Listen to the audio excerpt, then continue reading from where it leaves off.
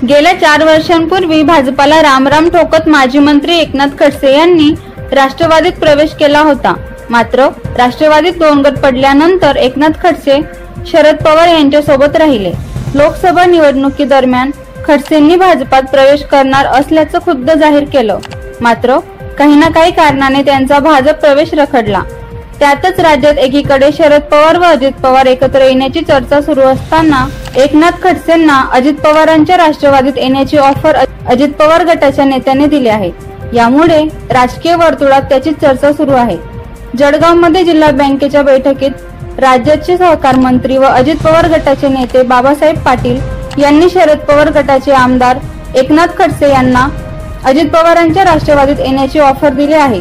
विशेष अजित पवार गटाचे जिल्हाध्यक्ष संजय पवार यांनीही खडसेंना ऑफर दिली आहे। दरम्यान सहकार मंत्र्यांनी दिलेल्या या ऑफरवर बोलताना एकनाथ खडसे यांनी प्रतिक्रिया दिली आहे।